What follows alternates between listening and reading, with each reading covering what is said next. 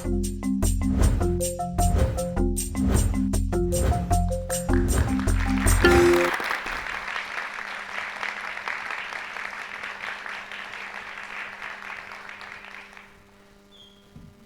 noite, gente.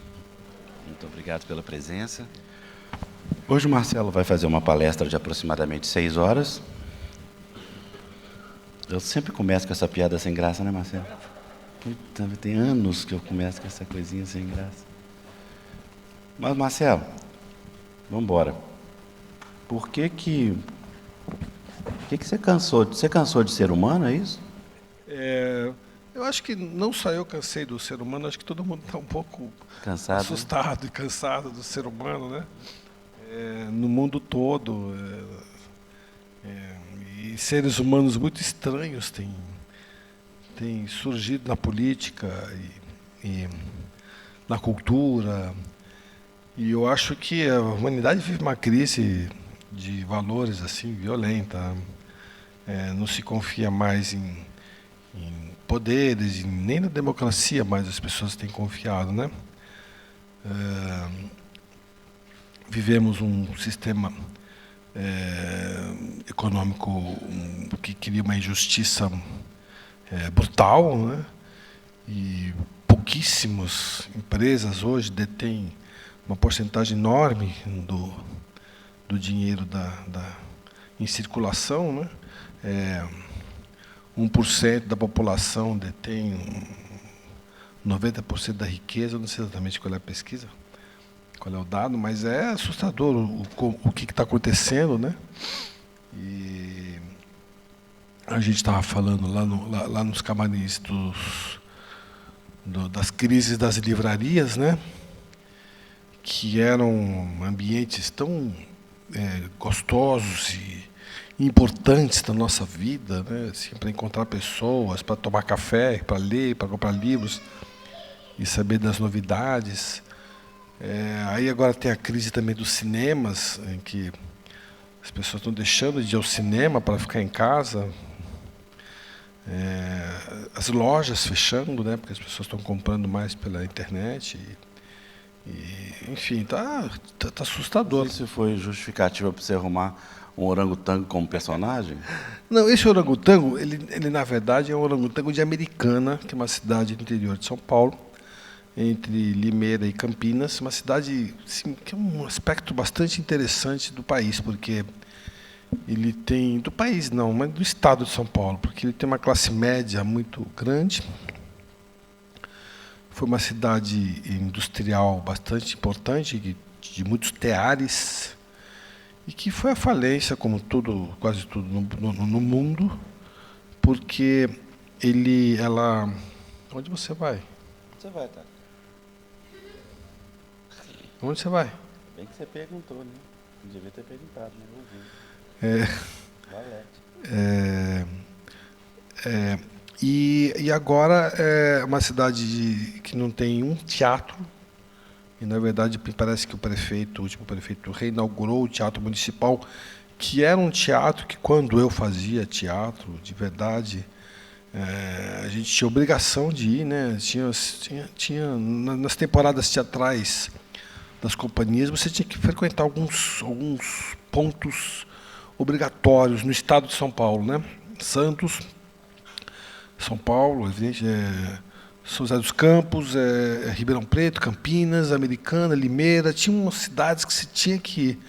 E é um teatro, que, aliás, se chama Teatro Municipal, e que a Fernanda Montenegro que inaugurou, e que estava fechado. E é uma cidade que não tem uma livraria e não tem um shopping.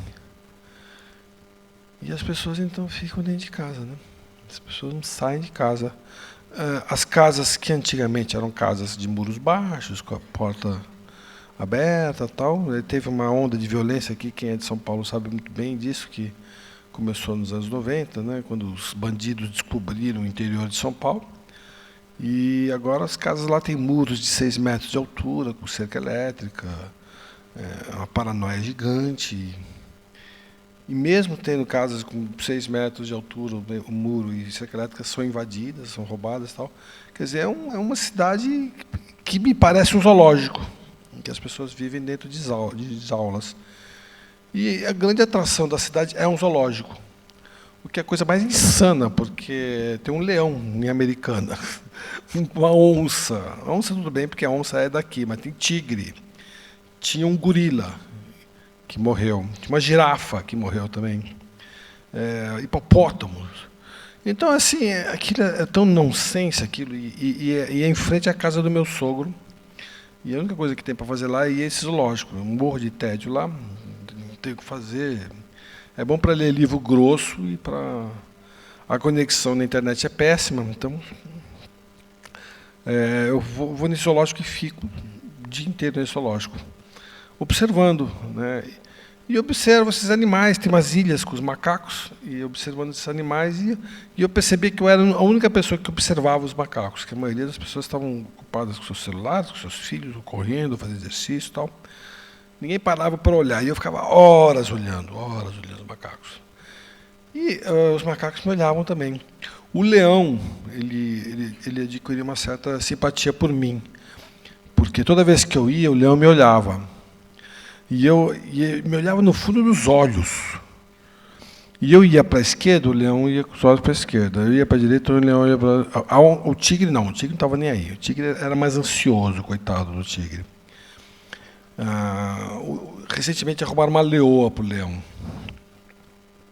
Baita calor, eles ficam debaixo de qualquer sombra que tem. Então é uma coisa assim, completamente sem menor sentido, uma cidade em que as pessoas vivem enjauladas e que tem um zoológico em que animais do mundo todo lá dentro. E eu comecei a pensar, a refletir sobre o zoológico, refletir sobre os macacos e imaginar o que o macaco, o que o leão estava olhando de mim. Quer dizer, na verdade, eu era a atração dele, não era o contrário, né?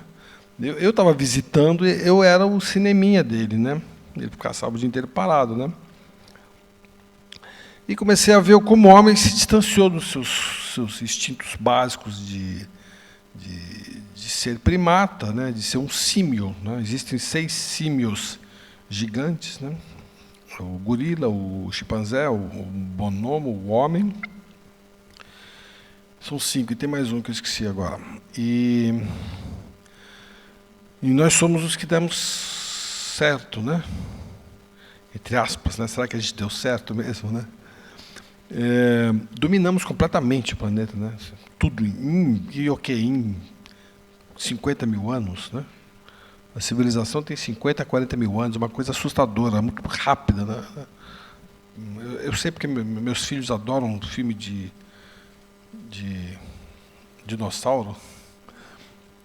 O dinossauro Rex até hoje é o ser mais carismático que já existiu. Aliás, meu filho imita o Tiranossauro Rex para brigar com o irmão. E eu olhava, nossa, 30 milhões de anos era aquilo, né? E nós jamais conseguiríamos conviver com eles, né? Eles nos dominariam completamente, né? Nós somos... tudo um pouco casual, né? Nós nascemos graças a um asteroide que caiu na península de Yucatán, né, no México, e dizimou com os dinossauros, aí nasceram o domínio dos mamíferos, né? Nós, que somos pequenos esquilinhos e desenvolvidos, né? Então tudo isso me intriga. Eu sou um pessoal gosto muito de biologia, de teoria da evolução. Sou de uma época, Afonso, que você também é dessa época, que tinham livros. Eu até refleti um pouco sobre isso. Livros que se tornaram best-sellers e que eram de biologia, né? Então, O Macaco Nu, o próprio livro do Darwin, né? E eu até entendi o porquê que a gente lia aqueles livros, porque a gente nasceu na época da Revolução Sexual e as pessoas queriam entender um pouco dos instintos sexuais, né? Já que a religião não explica para nós os nossos instintos sexuais, a gente começou a ler livros de biologia, né? Então, eram muitos livros que falavam de sexologia dos animais e dos macacos, dos primatas, né? E saiu esse livro Macaco Nu, que é um livro que fala... um livro sobre repressão sexual? Oi? É um livro sobre repressão sexual? Não, é o contrário, é um livro sobre o porquê que a humanidade deu certo, no sentido de que o sexo entre nós é muito mais intenso e peculiar do que entre os animais, né? Então, por exemplo, o orangotango trepa de 6 em 6 anos. Coitado, né? Os animais têm cio. Todo mundo que tem cachorro aqui sabe disso, né? A gente, né? A gente procria, né? A gente está o tempo todo na festa, né? A gente não acasala só quando está no cio, né? O orgasmo feminino é um fenômeno biológico. Nem todos os animais fêmeas têm um orgasmo, né? E tem várias particularidades do orgasmo feminino que é muito interessante, que ele cansa a mulher, exatamente porque a mulher não pode sair correndo logo depois do orgasmo, porque ela tem que deixar o gameta, né, o sêmen fecundar, né? E o que é cultura, o que é religião, né? Tudo isso sempre foi algo que eu fui atrás, né? Existe uma teoria que eu até cito no livro, que diz que se você pegar as crianças que nunca tiveram contato com seres humanos e colocar numa ilha, né, ou num outro mundo, e se você chegar lá daqui a 20, 30 mil anos, eles vão ter reproduzido as mesmas coisas que nós criamos: religião, hierarquia, rituais de velório, casamento, as mesmas coisas. Então, assim, como a gente é animal, né?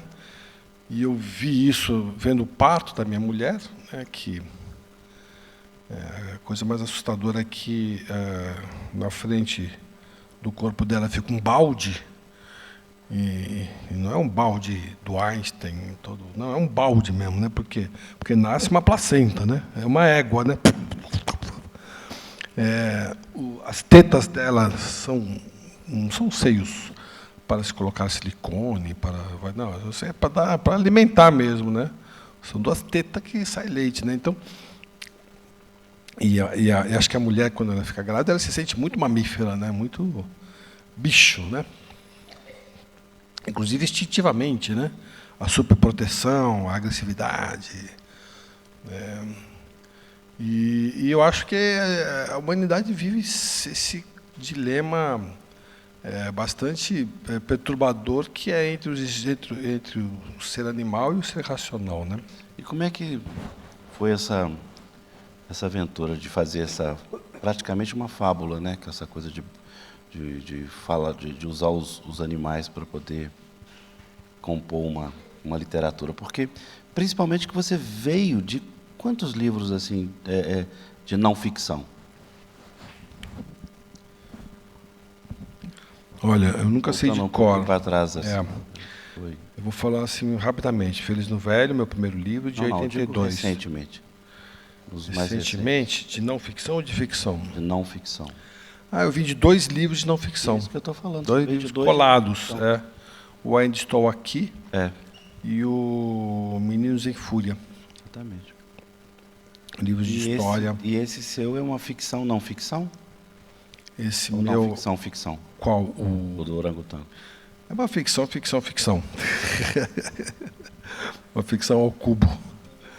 É narrado por um orangotango e que aprende a ler e aprende a ler filosofia. Ele chega a uma universidade, um instituto de biologia, em que tem uma pequena biblioteca onde se dá aula de alfabetização para os funcionários da faculdade. E ele, observando, ele começa também a aprender a ler, o que é uma coisa bem provável que possa acontecer, porque o orangotango tem uma memória fantástica. E só que os livros da biblioteca são livros de filosofia básica, então tem aquela coleção Os Pensadores, né, da Abril, lembra aquela coleção? Então é Marx, Hegel, Nietzsche, Platão, Aristóteles, blá blá blá. E livros de biologia e livros de religião, que são os 3 pilares da civilização ocidental, né? Religião, ciência e filosofia. E aí ele é jornal também, e ele fica encantado com o pensamento humano e perturbado, porque ele começa a ver, em Marx, por exemplo, as injustiças, né? E Marx é muito violento, né? Propositalmente violento, né? O Marx é muito sangrento. Para ele só há solução com sangue, derramamento de sangue. O Marx era fã do Napoleão e achava que a única forma de terminar com a dominação é através da violência mesmo, não tem conversa. E por isso que deu no que deu, né? E ele se identificou com o marxismo porque ele via que ele, como uma espécie inferior a uma espécie dominadora que era dos homens, né? E aí ele teve uma ideia utópica de juntar os animais e fugir para a Mata Atlântica. Porque o estado de São Paulo tem uma coisa muito louca, que a Mata Atlântica ela é toda interligada. Por isso que se encontram, às vezes, onça, que no interior, na verdade, são as sussuaranas que aparecem, muito no interior, né? Às vezes se encontra uma notícia, em Sorocaba, uma onça caiu na casa do vizinho, em Piracicaba. E é verdade, porque aqui é tudo, a Mata Atlântica é toda junta, né? Então ele tem esse sonho. Eu estou contando o final do livro, gente, desculpe. É melhor eu parar. Eu dei um spoiler. Agora, né? Esse aqui é o problema. Mas um projeto dele é um projeto de fazer uma revolução. Isso está no começo do livro. E foi uma forma de repensar um pouco, inclusive o marxismo, uma brincadeira, né? Porque eu vivo num momento em que as pessoas dizem que Hitler era de esquerda, né? E que não teve escravidão, né? Não foi não. Escravidão foi os pretos que se juntaram. Os pretos resolveram vir para o Brasil. Né? Eles mesmos que se entregaram espontaneamente ao pessoal. Quiseram navegar naquele navio apertadinho. Decidiram eles mesmos. Não teve ditadura militar, né? E o problema da mulher é que não escova os dentes, né? Como é que ele fala? Como é que foi o negócio do escovar os dentes? Saúde bucal que prejudica a mortalidade infantil. É porque não escova os dentes, exatamente. E o pior de tudo é que tem 13% do eleitorado que acredita que isso realmente seja verdade. Isso que é o mais aterrorizante de tudo, né? Não é nem um débil mental falar o que pensa, mas existirem 13% da população brasileira de débil mentais acreditando no que ele fala, né? Mas por que você buscou na ideologia para fazer essa alegoria do macaco? Porque eu acho que a gente está precisando rediscutir a ideologia na essência, né? O que é o marxismo? O que foi Hegel? Hegel é fantástico. Hegel fala que a gente pode mudar a história porque fomos nós que criamos a história, né? E Kant, enfim, eu comecei eu gosto de biologia e gosto de filosofia também. Eu queria, na verdade, ter feito filosofia na época do vestibular. Eu fui fazer engenharia, aliás, no interior de São Paulo. E depois eu me formei em rádio e TV, em letras, né? Em comunicação. Mas eu queria ter sido filósofo. Eu adoro filosofia. Eu acho filosofia o melhor instrumento para você pensar um homem, né? E nas relações de poder, das relações sociais, né? E entender a política brasileira, a política do mundo, né? Que a política está em crise, né? A representatividade está em crise, né? Então eu acho que foi uma sátira que eu fiz, esse orangotango marxista, de um macaco dando opiniões sobre nós, sobre a humanidade, e opiniões críticas, né? E algumas bem verdadeiras. Eu te conheço há tanto tempo, Marcel. O que você acha que essa nova fase da sua vida com a meninada vai trazer para a sua literatura? Eu acho que... não sei. Você já pensou em fazer livro infantil? Já fiz 2. 2, né? Eu fiz um livro pela Companhia das Letras, chamado Um Drible, 2 Dribles, 3 Dribles. Eu não sabia. Sobre futebol. E um livro para o Itaú, daquele projeto do celular. Qual deles, né? Eu fui o primeiro a fazer. Ganhei o prêmio Jabuti até esse projeto. Eu, o Veríssimo, Antônio Prata. Fernandinho Takai. Fernandinho Takai. e que é um livro infantil que, na verdade, eu fiz uma história que eu contava para o meu filho. Aliás, uma das coisas mais incríveis de ter filho é descobrir que a melhor história infantil ainda é a história dos irmãos Grimm, né? Como eles gostam, como é fascinante. Eu ganhei livros, mais livros de literatura infantil, alguns maravilhosos. Tem esse atual best-seller de fenômeno, que é o Grande O, né? Vocês já viram esse livro, né? Quem não viu, veja, é fantástico. Que é um livro de um cartunista que era da Playboy, 30 anos como cartunista Playboy, que fez um livro chamado O Grande O, né? Da parte que falta, né? E que é um traço simplíssimo, que é simplesmente um risco, né? E li bastante livros infantis, gosto muito, acho que alguns são fantásticos, outros são terríveis. Tem um livro infantil que eu ganhei, inclusive, do Sérgio Dávila, no editor da Folha, secretário da Folha, que também tem duas filhas da mesma idade, que é Pedro e o Coelho, que é um clássico também da literatura infantil. Só que é um livro que é a historinha e o desenho, né? E eu vou contar só a primeira página do livro. É assim: Mamãe Coelho tinha 4 filhos: Totom, Pipiu, Cocó e Pedro. Mamãe Coelho pediu para eles irem à cidade pegar comida, mas alertou: não vão até a horta do seu Raimundo, porque senão vocês podem morrer. Porque o papai de vocês virou recheio de torta. E aparece uma torta desenhada, e meu filho... Até hoje ele pergunta como que o pai do Pedro virou recheio de torta, né? Então tem alguns livros que são realmente aterrorizadores, assim. Alguns são ótimos, mas eu descobri que, de fato, o melhor literatura infantil ainda é a clássica literatura dos irmãos Grimm, né?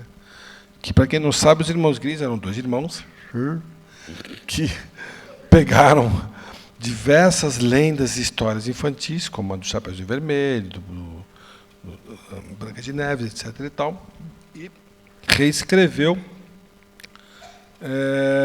no século retrasado, né, nos anos 1800 e tal. E acabou virando a história que a gente conhece até hoje, a do Chapeuzinho Vermelho, a do Lobo Mau, todas essas histórias, né? Eu li recentemente uma que chama A Cobra Branca, uma fábula que é fantástica, que é incrível, né? E eu acho que voltar a contar a história e contar a história é algo que essas crianças me fizeram. E inventar a história, né? Invento muita história também. A gente em casa fala que é história de livro ou história de boca, né? Às vezes a gente fala livro de boca. Livro de boca. De boca é uma que eu invento. E vou longe, né? Vou inventando e vou longe, né? Eu inventei uma para a Manuela, que está ali, virou livro, né, Manu? História muito maluca também. Gente, vamos fazer pergunta? Quem quiser fazer pergunta, por favor. Não sei se o microfone... Primeira pergunta eu cedo ao pessoal aqui do Porto Seguro, que já leu meu livro e que todos os efeitos aparecem. É? Cordeiro, senhora Cordeiro. Então faça. Não faça. A Lu, eu empresto a meu aqui, depois até você chegar, Lu.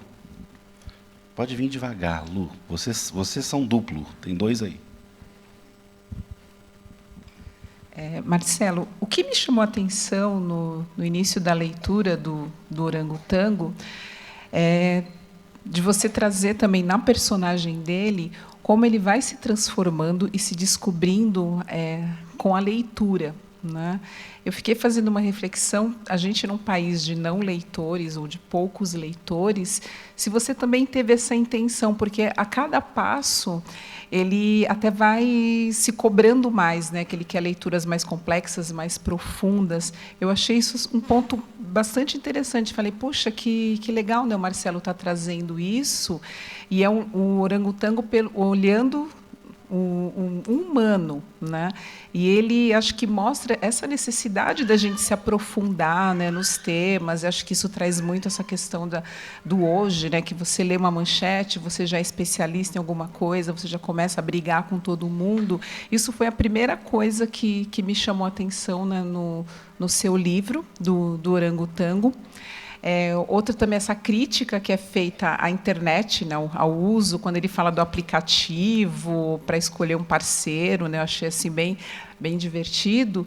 E te perguntar se você pensa em fazer uma continuação, que eu já imaginei até como o filme lá, O Planeta dos Macacos. Eu acho que tem história para você contar. Filhinho do orangotango grande, né? Eu fiz um esforço enorme para não me aproximar do Planeta dos Macacos, que é uma franquia que eu adoro, né? E vi desde os primeiros lá, no Charlton Heston e tal. E acompanho atualmente. Acho que também é uma analogia muito parecida, muito semelhante ao meu propósito. Apesar do meu macaco ser menos guerreiro e mais pacifista, né? E eu acho que talvez por perceber que as pessoas estão lendo menos e falando mais besteiras em função de estarem lendo menos, né? Análises muito superficiais do que está acontecendo, de filosofia. E nossa, eu sei lá, eu sou de uma época em que a gente lia muito, né? Também não tinha nada, né? Não tinha nem computador, não tinha. A única coisa que começou a ter é fax nos anos 90.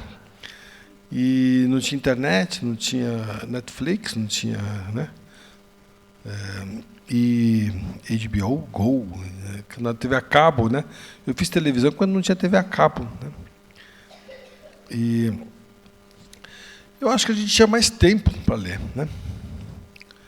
E hoje em dia é difícil você ter tempo para ler, né? Porque é muito sedutor você ficar no WhatsApp, ou ficar no Instagram, ou ficar no Twitter. Eu sou twitteiro, né? Quem é twitteiro sabe disso. Gosto muito de twittar. E não sou facebookeiro e também não sou instagreiro.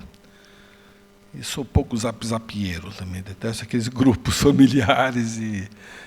Mas eu mesmo me vejo com muito pouco tempo para ler também. Fascinado pela quantidade de filmes que tem no Netflix, o Amazon Prime, agora a Globoplay entrou com tudo no mercado e estamos ferrados, né? Porque é muita tentação, né? Por outro lado, existem livros, mas livros fascinantes sendo lançados e que a gente está deixando de ler, né? Então, eu acho que foi um pouco isso mesmo, reavaliar como é importante você ler, como é importante você saber, e alguns princípios básicos, leituras básicas, né? O Darwin, por exemplo, é fascinante. O Darwin, como Darwin, Freud, e como Marx também, três dos grandes pensadores, né, que fizeram o século XX, né? Eles são muito fáceis de serem lidos, né? O Freud é fantástico, ele é mal traduzido para o Brasil, mas ele é gostoso de ler. E o Darwin, então, é fascinante, né? E o Darwin, eu cito isso no livro, O Orangotango Marxista, a maior parte das pesquisas que o Darwin fez não foi lá em Galápagos, aquilo lá foi só um cereja do bolo. Ele pesquisava mesmo nos zoológicos do mundo todo. E ele perguntava aos funcionários dos zoológicos como é que era o comportamento dos animais. E ele percebia que os macacos eles tinham o mesmo processo de cicatrização que nós, né? Igualzinho. Pele, epiderme, todas aquelas coisas assim. E outro dia o meu filho comprou um peixe na feira, um beta. Desgraçado, porque aquelas mulheres vendem aquele peixe, depois você fica, eu estou com ele até hoje, né? E você começa a comprar, aumentar, né? O aquário era pequenininho, aí você compra o maior, aí você começa a Não, eu sei, o beta é suicida, o beta é horrível, né? Primeiro que ele é solitário, né? Você colocar outro, ele vai lá e come, né? Segundo que se você não dá comida, ele come o próprio rabo. É um peixe mais neurótico que eu conheci. Apesar de ser lindo, né? Tem o vermelho e o azul, né? E eu adoro meu beta. Meu beta fica atrás de mim. A única pessoa que faz companhia para ele sou eu. E eu juro que quando eu chego ele fica alegrinho. Mas acho que é papo, né? E aí eu estava... meu filho, vamos pesquisar o que é o beta, né? E eu, sei lá, Google, né? Google. Aí eu fiz a primeira coisa que eu peguei do beta é um raio-x de um beta. E um beta, a gente é beta. Eles têm 2 rins, 1 fígado, 2 pulmões, nariz, orelha, dentinho, língua, intestino. Aliás, foi engraçado que a gente colocou o beta e ele começou a fazer cocôzinho. Assim. Você fala, nossa, mas é idêntico. Não é possível que alguém tenha achado que a gente veio da costela do Adão e que não tem nenhuma relação com os animais, porque é idêntico, né? O macaco, a gente é idêntico aos macacos, né? Os macacos, os gorilas, os chimpanzés, né? E até hoje tem gente que os criacionistas não acreditam, né? Mas assim, para o Darwin chegar àquilo, ele pesquisou justamente nos zoológicos, né? E eu acho que o zoológico é uma coisa que foi muito útil à humanidade, mas não é mais, né? É perigoso o zoológico, né? Porque existe um tráfico de animais, né? Muito grande. Orangotangos estão em extinção, né? Existe orangotango só na Sumatra e em Bornéu, em 2 ilhas da Indonésia. Só que todo zoológico do mundo tem um orangotango, né? Gorilas, né? Tinha um gorila no zoológico de Americana chamado Alemão. Olha que conotação mais racista, né? E ele morreu, né? E no livro tem um gorila que eu chamo de Fidel, né? Inspirado nele, né? O que um gorila está fazendo em Americana, gente, sabe? Coitado do gorila, entendeu? E também estão em extinção, os gorilas estão em extinção. Então, assim, eu acho que isso também é um pouco um livro meio protesto assim, contra a existência de zoológicos, né? Por que tirar uma onça né, da natureza, que é o animal mais lindo que existe, né? A onça brasileira, aquela onça pintada mesmo, deixar presa num zoológico, coitada. O tigre, nossa, né? Por que se faz isso, né? Então, eu acho que se é para começar um movimento mundial para os zoológicos serem fechados, como existe o movimento de fechar os parques de golfinhos e baleias, né, que são verdadeiras torturas, porque são animais que usam muito o radar, né, o alto radar, então eles ficam aterrorizados pela falta de espaço, né, e alguns se suicidam, né. Tem um documentário famoso, né, na Netflix, exatamente sobre isso, os golfinhos que se suicidam nesses parques, né, que eles se afundam e recusam a voltar para respirar. Então, acho que, se é para contribuir para um movimento para fechar os zoológicos do mundo, eu gostei de ter plantado uma semente. Assim, tomara que isso um dia aconteça. Se vai acontecer, daqui a uns 100 anos, acho que não vai existir mais zoológico, vai perceber que é um absurdo fazer isso, né? O mundo vai acabar junto, então não tem problema. Pergunta, gente? Onde você está? A lua aí. Oi, Marcelo. Boa noite, como é que você chama? Boa noite.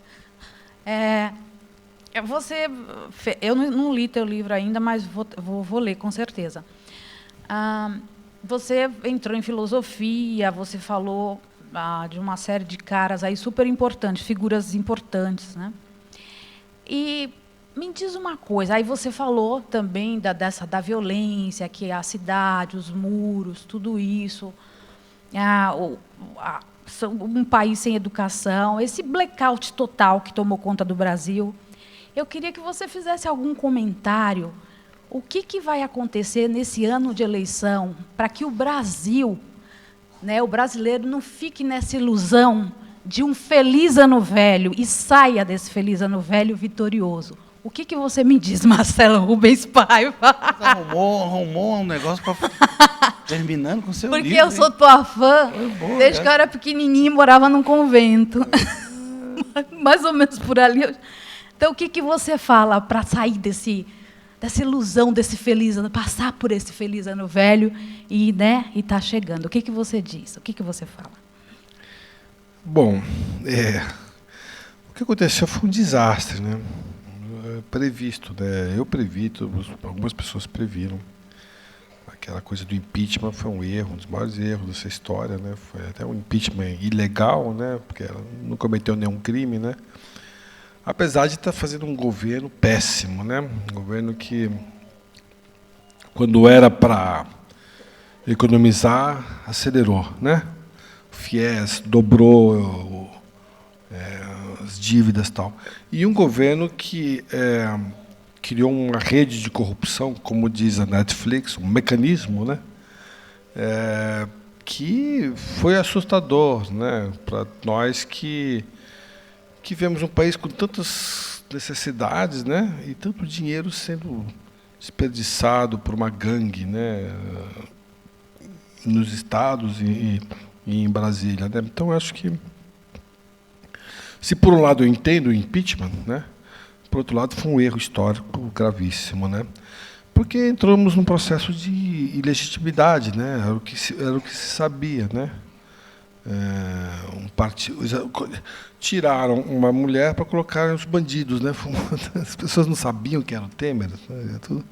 O Chico Sá ficava assim: pelo amor de Deus, eu investigo esse cara como jornalista há tantos anos. E, bom, o erro foi feito, foi estabelecido, né? A esquerda brasileira, ela se perdeu. Acho que essa aliança com a governabilidade, com o Centrão, que criou o Mensalão e depois o Petrolão, era para ser repensada, né? Não podia ser daquele jeito, tinha que ser de um outro jeito, né? Por que colocar 3 operadores na Petrobras, um para cada partido, sabe? Por que isso, sabe? Então, assim, apesar de ser um governo legítimo, estava cometendo erros muito graves, assim, na condução da economia e na condução da ética econômica, né? Da ética da política, né? Essa troca de favores, tal, que existe desde a Constituição, né? Desde a Constituinte, né? O Centrão é um fenômeno que nasceu na Constituinte, inclusive, em 88.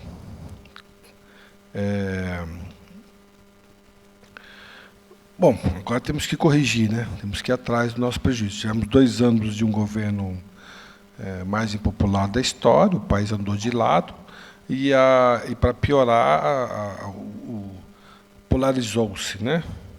Quer dizer, as pessoas passaram a se odiar. Melhorou um pouco, né? Mas até 2 anos atrás tinha gente rompendo com os melhores amigos da internet, com o irmão, com a família, bloqueando o primo, né? Saindo de grupo de família. Saindo de grupo de família, né? Foi um terror aquilo. Acho que a gente se acostumou um pouco ao contraditório, né? Claro que também nem tanto, mas assim, a gente aceitou o fato de ter alguém que seja de direita, né? De extrema direita já ficou um pouco complicado. Eu hoje fiz um Twitter ontem que fez muito sucesso, que eu digo que o Bolsonaro não é de extrema direita, é extremamente burro, né? Porque a extrema direita é mais inteligente que o Bolsonaro, né? Se pensar bem.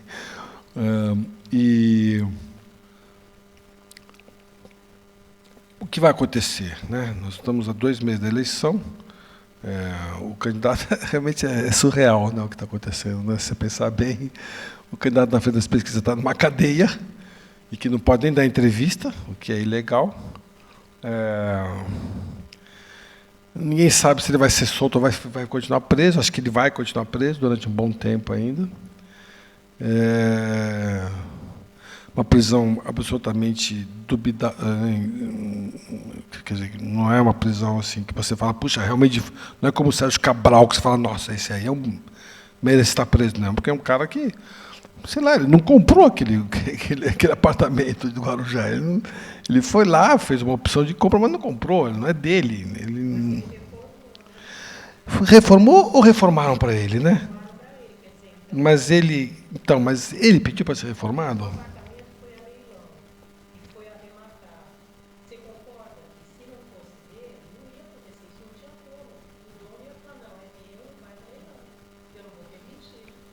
Tá, eu não vou entrar nessa discussão. Não, eu não concordo, mas eu não queria entrar nessa discussão, porque senão a gente não vai... Vamos deixar... Vamos deixar... Espera aí, vamos deixar correr, depois na sua hora você faz a sua pergunta. Você pode depois fazer uma pergunta, se Obrigado. quiser. Depois você pode fazer uma... Tá, mas aí na forma de pergunta, por favor. Tá, não vamos entrar num debate de rede social agora, tá? Ela me perguntou o que eu acho que pode acontecer com o país, né? Então eu estou falando que...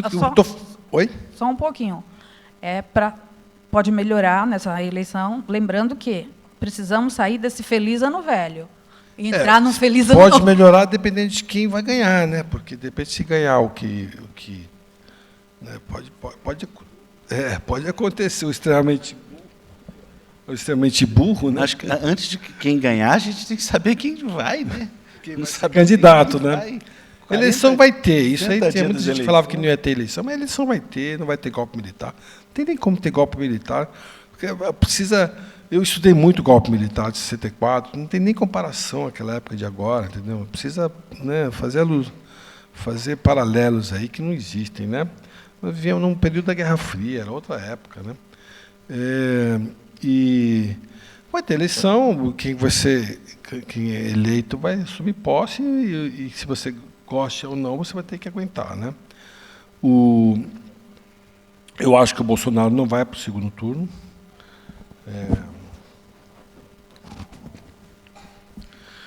Ontem ficou provado que ele não vai mesmo, porque o cara é completamente insano, né? Quer dizer, claro que aqueles 13% dele vão apoiar ele sempre, mas para você ir para o segundo turno, você tem que ter pelo menos 20%, 25%, né? A gente não sabe se o Lula vai, enfim, ceder o direito de outra pessoa ir para a urna, né? Outra pessoa do seu partido, seria o Haddad, né? Quando que isso vai ser anunciado? Tem que ser anunciado logo, porque as convenções agora já é semana que vem, né? Já são semana que vem. O Alckmin vem muito forte, com o apoio do Centrão. Apesar de ser um político ainda à moda antiga, né? E não tem outro, né? O Ciro é uma incógnita, a Marina Lima não tem partido, né? Marina Lima? Marina... Tadinha da Marina. Aliás, seria ótimo se fosse a Marina Lima, né? Vai cantar, melhorar. Falava Marina Lima. O Ciro é uma incógnita, né? Porque é um cara que veio da Arena, foi para o PSDB, cada vez... Aí o Ciro também é só 6 meses ele muda de partido. Eles resolvem. O Boulos é um candidato também muito pequeno, o Meirelles, do PMDB, como dizem os cientistas políticos, uma candidatura tóxica. Eu adorei esse termo, tóxica, porque é intoxicado pelo governo do Temer, né?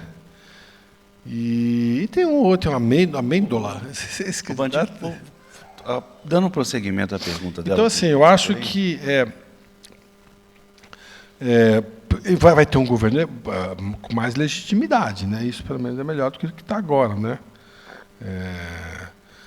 Toda véspera de eleição, o Brasil entra em convulsão econômica, né? Depois dá uma acalmada, né? O dólar cai, a bolsa volta a ficar estável, a economia volta a crescer. O país está parado, né? Isso está um inferno no mercado da literatura. Para você ter uma ideia, as duas maiores redes de livros não têm pago as editoras e o governo não compra dinheiro, não compra livro, né? Há quantos anos? 3, 4 anos o governo não compra livro, né? 4 anos. O governo era o maior comprador de livros do Brasil, né? Livros que comprava para distribuir para as escolas, bibliotecas, etc. E tal. E o mercado de livro está um caos, né? Então, assim, eu acho que vai dar uma estabilizada, vai ter... Agora, quem vai ser, não tenho a menor ideia. Mas vai melhorar, acho que vai melhorar. Bandido, indo nessa linha aí, você consegue identificar, assim, a gente discutiu isso muito no Fliarachá, no pano de fundo, né? Em que momento que, principalmente, os escritores, porque de outras áreas da cultura, mirando artistas, cantores, etc., os que tiveram um papel mais participante e preponderante na história do Brasil são os escritores, até por natureza de ofício, né? estão sempre ali escrevendo com os políticos, etc. Em que medida que você visualiza que os escritores perderam esse protagonismo no passado recente do Brasil? Boa pergunta, não sei. O que eu sei é que a gente foi muito negligente, né? Apesar de também não temos muita culpa disso, não. Mas a gente achou que acabou a ditadura, que a gente estava indo para frente. Nunca imaginou que ideias de voltar para trás estivessem sendo plantadas na cabeça de estudantes, né? De escolas. A gente não sabe o que estava sendo ensinado nas escolas, que livro que eles leem, por que eles não estão lendo isso, estão lendo aquilo. Quer dizer, então, acho que a gente não tem muito culpa disso, não, mas acho que a sociedade inteira. Eu lembro que eu fui na Flip de 2014, a Flip da Comissão da Verdade, da Dilma, quando a crise veio, né? E a gente falava muito disso, né? Como é que é possível ter gente defendendo o regime militar na Avenida Paulista? E tem até hoje, né? Ficam lá uns carinhas lá, né? Outro dia tinham 60 pessoas que pararam uma estrada em São Paulo por a volta do regime, né? A volta do regime militar. Eram 34. 34 pessoas. Né? Contaram. Não, tinha uns cachorros também, dava. Deu 34 então, assim, na conta toda. Como é que a gente realmente...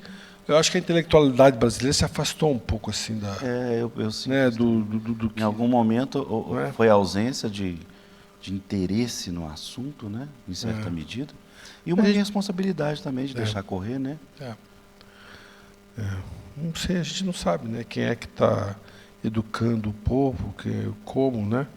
A gente sabe que os professores não têm dinheiro para comprar livros, eles não leem, né? Então acho que fica tudo muito difícil, né? Mas em relação ao Feliz no Velho, só queria terminar que eu acho que muita coisa melhorou. Por exemplo, eu sou deficiente físico, né? Eu vivi os anos 80, os anos 90, eu vim de metrô hoje, vou embora de busão ou de táxi, você entendeu? Isso era impensável há 30 anos atrás, né? Eu acho que a discussão em relação à cota nas universidades é uma discussão bastante interessante, bastante justa. Você vê hoje uma preocupação, até nas emissoras de televisão, de você fazer alguma coisa racialmente, mas espelhar o que o Brasil é, né? Você vê, inclusive, mulheres em mesas redondas de futebol, mulheres comentando futebol. Claro que ainda é um país machista, mas o debate existe, né? A Primavera Feminista foi um dos movimentos mais interessantes que apareceram recentemente. Eu fui nas passeatas.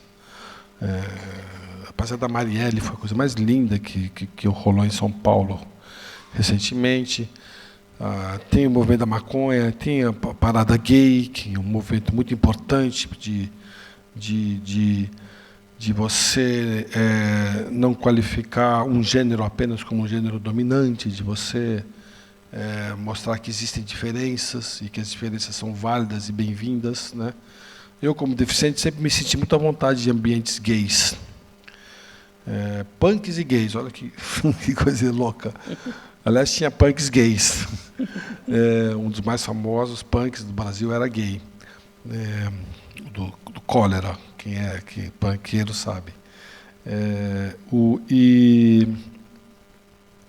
Por quê? Porque os gays me olhavam e viam que eu era tão discriminado e tão fodido como eles, entendeu? Então, assim, sempre rolou uma identificação muito grande. Inclusive, o movimento dos direitos civis, que é negros, gays, mulheres, né? Os deficientes também navegaram nessa mesma onda, né? Nos anos 70, 80 e até hoje, né? Acho que muitos dos direitos dos deficientes se devem à militância dos direitos individuais, né?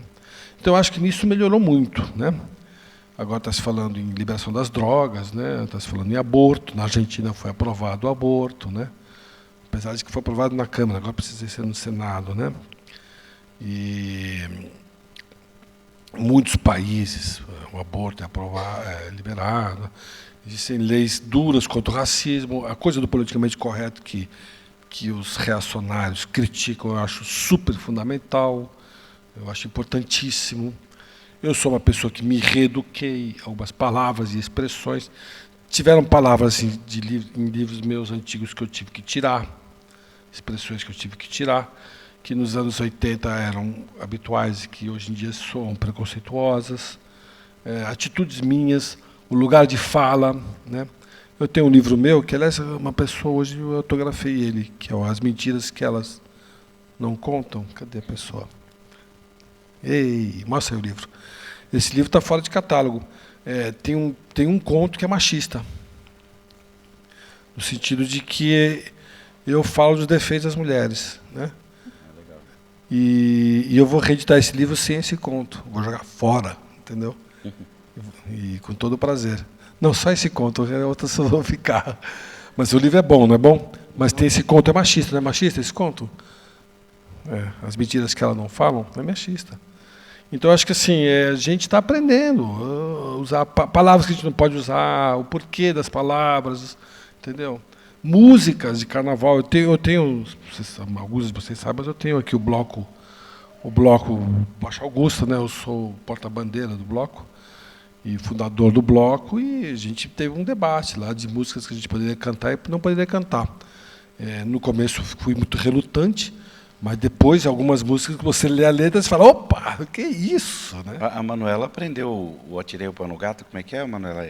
Não atire o pau no gato, né? Essas aí eu canto de verdade mesmo. É? Essas aí eu canto Atirei o Pau no Gato mesmo. Não é? Mas o boi, eu canto boi da cara roxa. É. Não pegue meu filho porque ele não vota em coxa. E aquele do, como é que é? A Cuca, quem é a Cuca, hein? Nana, Nenê, a Cuca já veio. A Cuca deve ser uma escrava, né, provavelmente, né? Tem, né, sei lá, a babá da família. Cuca? Quem é a Cuca? Mana, Nenê, que a Cuca já vem já. Papai foi na roça, mamãe. Um bicho-papão? É a Cuca, não, né? Tem essa Cuca do Pica-Pau, mas a Cuca dessa música é um bicho-papão. Um monstro, Né, amor? Então, o papai foi para a roça e a mamãe foi para onde? Bonito isso, né? Papai foi na roça, a mamãe foi trabalhar. Marcelo, mas fala agora um pouquinho dos gêneros um pouco. Por exemplo, você parou de fazer teatro, continuou fazendo roteiro, entendeu? Teve um período que você se dedicou muito a roteiro e teatro, né? E aqueles maus elementos também que você frequenta, continuam na sua vida? Quais? Não, o teatro foi uma grande paixão. Eu fui teatro quando era adolescente e sempre quis escrever para teatro. O Feliz no Velho virou uma peça de teatro com muito sucesso. Eu fiquei muito ligado ao grupo do Feliz no Velho, que era o Paulo Betti, a Lilia Cabral, o Marcos Frota e Denise Del Vecchio. Eles começaram a me pedir outras peças. E eu fiz várias peças com o Paulo Betti. Algumas bem-sucedidas, outras mal-sucedidas. E até hoje eu escrevo para teatro, sim. Mas o teatro está em crise também, né? As pessoas têm deixado muito de ir ao teatro, né? E acho que essa coisa da Lei Rouanet, para mim, estragou muito o teatro, porque hoje em dia você só faz um teatro se tiver uma Lei Rouanet. Antigamente não, a gente fazia o teatro porque a gente pegava o dinheiro do bolso, fazia a peça e pegava da bilheteria e guardava para o bolso, né? E hoje em dia não é mais assim, não. E cinema eu faço bastante. Agora mesmo estou fazendo um roteiro de um filme. Agora, nesse momento, eu estava trabalhando nisso. O roteiro do filme do Casagrande, aí, que é meu amigo. E os bandidos, eu não sei quais bandidos tem falado, não, mas eu frequento muito. Muitos, né?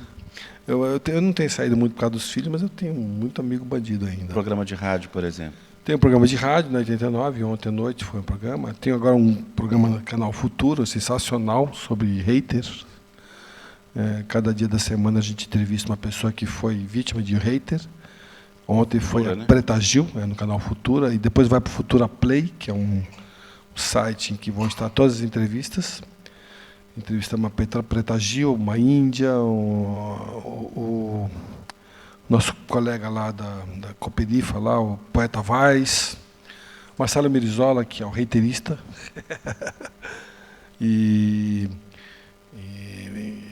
Estou sempre fazendo muita coisa. Né? Perguntas? Vamos fazer as 2 últimas perguntas, gente, por favor, para ir para os autógrafos. Aí fala Mas tá duas lá no perguntas, fundo, todas as mãos, tudo aparece.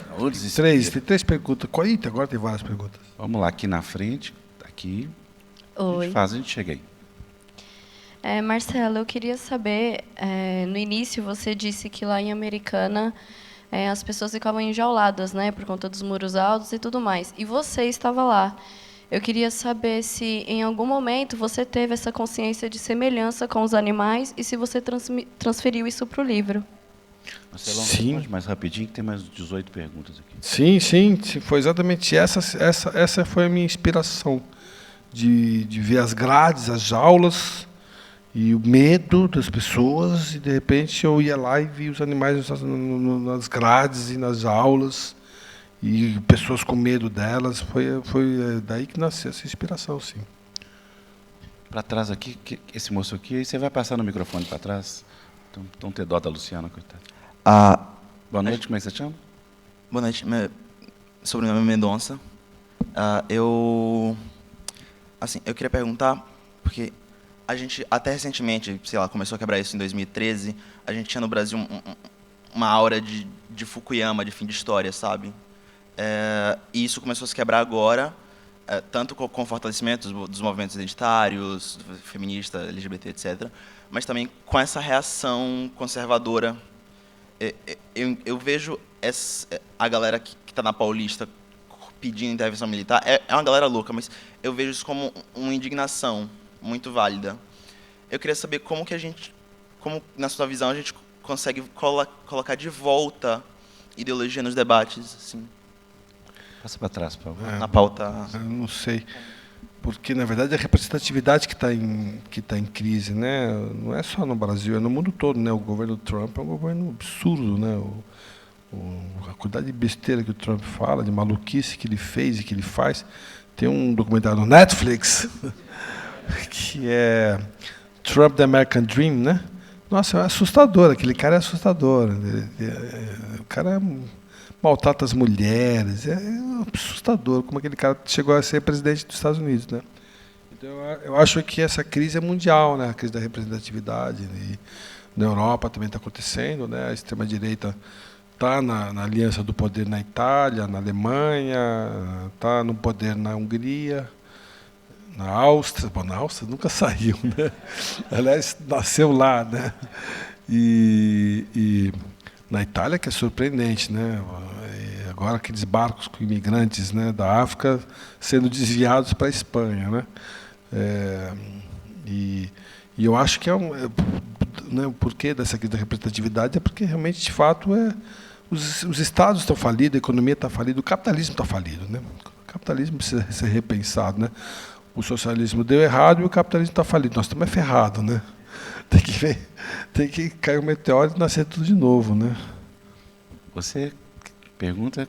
Boa noite, como é que você chama? Boa noite, meu nome é Vinícius, e voltando um pouco o livro que você escreveu, né, sobre o orangotango marxista, eu queria saber do que você acha da aplicação do comunismo aqui no Brasil, se você acha que seria uma solução ou alguma coisa a respeito, assim. Para trás do microfone. Eu acho que seria uma boa, viu? Porque eu acho que o comunismo tem umas coisas muito interessantes, assim, que é esse investimento maciço na educação, na saúde, que é algo que a gente mais precisa, né? E de igualitar as pessoas, né? O Brasil não passou por uma revolução francesa, né? Aqui a gente existe pobre e o não pobre, né? E o pobre, ele é um ser de segunda categoria, né? É muito inacreditável isso, né? Quer dizer, as pessoas têm raiva de pobre, né? Não gostam de pobre, né? Sendo que pobre é um cidadão, né? Eu nunca me esqueço, uma vez na França, que é um país em que inventou o cidadão, a Revolução Francesa. Eu estava num restaurante que o garçom estava me servindo, que era um jovem, estava me servindo. Acabou o turno dele, daqui a pouco eu olho para o lado, ele está comendo ao meu lado. com a mesma comida que eu estava comendo. Quer dizer, é um cidadão. Não tem nem mais nem menos. A Inglaterra diz que é assim. A Inglaterra, todo mundo é uma classe média baixa, né? E eu acho que no Brasil, sabe, a gente ainda vive uma sociedade escravocrata que... Quem foi que falou isso? A Lili Schwartz escreveu isso hoje, no jornal Nexo, né? Que é uma sociedade que não consegue se libertar do seu passado escravocrata, mas é uma coisa inacreditável que acontece no Brasil, né? Quer dizer, o racismo brasileiro é um racismo que é vergonhoso, assim, sabe? Os pobres são negros, né? Agora tem uma classe média negra em ascensão, tá? Mesmo assim é muito pouco, né? As escolas da classe média de São Paulo, se você vai, não tem aluno negro. Na minha classe, a minha escola não teve nenhum aluno negro. Eu matriculei meu filho numa escola porque eu vi que tinha alguns alunos negros. Eu falei, é aqui que ele vai estudar. Porque uma outra escola não tinha nenhum, entendeu? Então, eu acho que negros e deficientes. Eu matriculei porque eu vi também uma pessoa com síndrome de Down. Então, eu acho que, sabe, o Brasil não precisa ultrapassar antes do comunismo, precisa fazer uma revolução francesa nesse país, que não rolou até, uma revolução republicana, né? Não rolou isso, né? Tem uma pessoa lá na última fileira... Não, vai chegar lá. Está aqui, o microfone está subindo. Boa Você noite. chama, boa noite. Meu nome é Eloá. Antes de fazer uma pergunta, eu vou fazer um breve relato, porque hoje estar aqui para mim é muito especial, porque o primeiro livro que eu li foi Feliz Ano Velho, né? E li muito velha.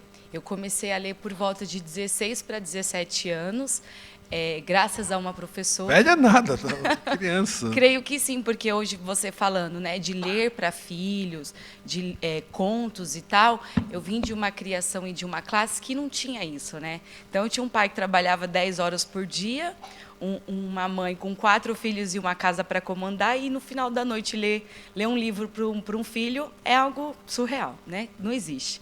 E, assim, eu fiquei muito enaltecida com aquilo, eu gostei muito. Não sei porque a minha professora falou, lê esse livro aqui, que eu acho que vai ser interessante, você vai gostar.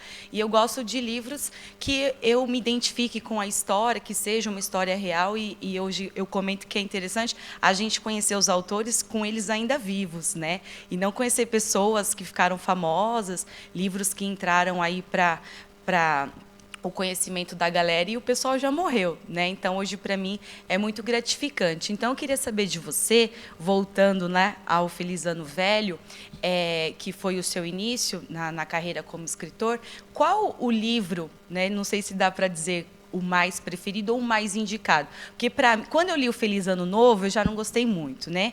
E aí eu não gosto muito de ficção e tal, então, algumas coisas ali, o Marcelo virou minha paixão, mas eu preferi guardar ele ali no Feliz Ano Velho. Olha, eu gosto muito do meu penúltimo livro, que é Meninos em Fúria, que eu falo, eu começo o livro retomando onde eu parei no Feliz Ano Velho. Entendeu? Poucas pessoas sabem disso. Mas eu falo de quando eu entreguei os originais do meu livro e estou vivendo como estudante universitário de São Paulo, né? Convivendo no ambiente dos punks de São Paulo. Então, é um livro que chama Meninos em Fúria, que fala muito bem, muito dos anos 80, em São Paulo, e um pouco de mim também. Obrigada. Eu quero aquele pessoa lá na última fileira. Eu queria saber por que ele está na última fileira, mas tudo bem. Não, eu queria fazer também. Então, são as duas últimas perguntas, a minha e a dele, tá? Tá. Marcelo, voltando um pouco mais sobre a coisa do artista, que foi levantado aqui pouco, eu queria saber, nesse mundo de facebookeiros, zapieiros, netflixeiros, enfim, dessas distrações, como criar uma narrativa que convença, que prenda o leitor? Ou como adaptar essas narrativas para os novos meios? Olha, se você vê as séries de televisão que fazem sucesso, são fantásticas, né? É incrível, né? E como o público aprendeu a ver série e a gostar de séries, né? São muito inteligentes, né? Hoje em dia a melhor literatura que existe está, infelizmente, na televisão, nas séries. Aliás, são, né? São os grandes escritores brasileiros e do mundo todo estão contratados para escrever séries, né? E eu acho que rapaz, a humanidade sempre vai precisar de história, começo, meio e fim, sempre vai precisar o mito da caverna vai estar sempre presente, o mito da caverna que o Platão observou, vai estar presente para sempre, não adianta, não tem jeito, com o Facebook, com o WhatsApp, tem uma hora que ninguém vai precisar ligar uma ficção, entendeu? E eu acho que a série é a nova literatura, né? Apesar de que de vez em quando é bom ler um livro, porque é um outro exercício de concentração, né? Porque a série você, né, absorve o livro e você tem que ir atrás, né? Mas enfim, eu acho que no Brasil que existe essa crise de leitura, né? Porque em outros países não existe, né? Na França não existe, nos Estados Unidos não existe, né? Na Argentina não existe. Na França lê-se muito ainda, né? Acho que o Brasil que está um pouco em crise para a leitura sempre teve, né, Afonso? Você não pode abrir um concurso, né? É um mistério, né? O último concurso que teve aí, acho que do Sesc, tinham 6.756 romances. Como é que pode? Esse povo não lê, mas vai ver o tanto que escreve. Vamos à última pergunta para o último. A última, a última é da Manuela. Fala. Marcelo, boa noite. Meu nome é Leandro. E, se eu não me engano, você escreveu o seu primeiro livro infantil, acho que lá por 2014, para falar um pouco do amor das crianças ao futebol, à Copa do Mundo. Foi bem no ano que a gente tomou aquele 7-1, aquele fatídico. E eu queria que você fizesse uma avaliação, porque você era criança quando a seleção brasileira viveu seu auge, na década de 70. Isso. E você escreveu seu primeiro livro infantil na época que a gente passou a nossa maior vergonha no esporte. E eu queria que você falasse um pouco, né, como que é para as crianças lidarem com isso, né, e também a figura do Neymar, hoje em dia, se ele acaba sendo um mau exemplo, representa tudo o que foi contrário à geração que você viveu na década de 70. Pois é, essa é uma pergunta muito instigante, porque quem é o Neymar? O Neymar somos nós, né? Será que o Neymar é a nova geração? Será que o Neymar é o novo jovem, né? Ostentação, narcisista, egoísta, mimado, né? O Neymar é um monstro, né? Quem falou isso? Um técnico que falou isso, né? Estamos criando um monstro, né? René Simões, por que ele falou isso?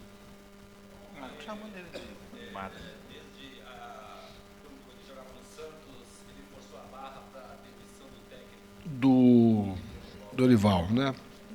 É um monstro, eu acho. Eu, por exemplo, estava torcendo para o Neymar não ser convocado para essa Copa, torcendo. E eu achei que foi. Oi?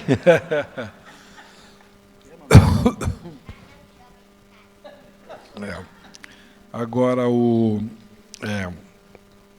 eu acho que não sei, fica todo mundo esperando um dia o Neymar cair a ficha e ele fazer uma autocrítica e ele vir a público e ele veio da pior forma possível, né?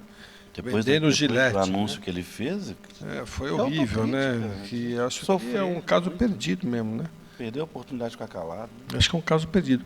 E eu acho que ele simboliza um pouco isso, mas é um caso brasileiro, o Neymar, né?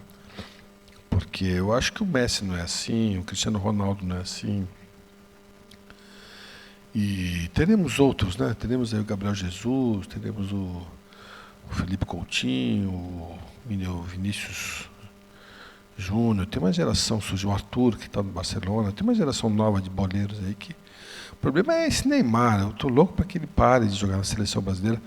Eu conversando, eu sou amigo do Casagrande, aliás, a gente tem um programa de rádio, e ontem a pergunta era essa, como é que o Tite deixou o Neymar, sabe, se transformar nisso, entendeu? Porque o Casagrande falou, o Tite errou. Ele acha que como deram a liberdade para o Romário na Copa de 94, e o Romário nos deu o título, era um time mediano com um grande centroavante, fizeram a mesma coisa com o Neymar, né? Deram tudo que ele quis, esperando algo de volta. Mas o Romário é tão mais inteligente que o Neymar, mas tão mais inteligente. Tanto que o rei é senador da República e pode virar governador do Rio de Janeiro, né? Vocês lembram das entrevistas que o Romário dava? Quando saía de campo, a sinceridade, como ele ia direto ao ponto. Quer dizer, aquela inteligência da favela carioca, né? Porque ele é da favela, né? Da comunidade, né? E o Neymar, cara, não sei de onde nasceu esse menino. Esse menino é um maluco de pedra, é um mimado, um doido, né? Um cara que vive na bolha, né? Super protegido, né? O cara não tem noção. E aí esse comercial da Gillette fala, eu sou um menino. Menino coisa nenhuma, ele é pai. Ele já 26 anos, 2 Copas do Mundo, ganha 700 mil euros por semana. Toma, Manu. É um monstro.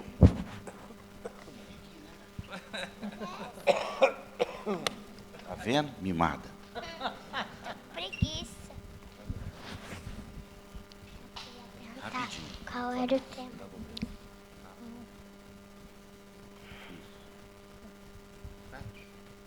Qual vai ser seu tema do livro que você vai lançar? Oi? Qual vai ser o tema do próximo livro que você vai Ah, não pensei ainda. Ainda não pensei. A minha amiga ali, ela quer que eu escreva a continuação do Orangotango Marxista. Mas eu ainda não pensei. Você vai voltar de metrô comigo? É? Gente, muito obrigado. Muito obrigado. Marcelo está lá em cima autografando o livro, tá?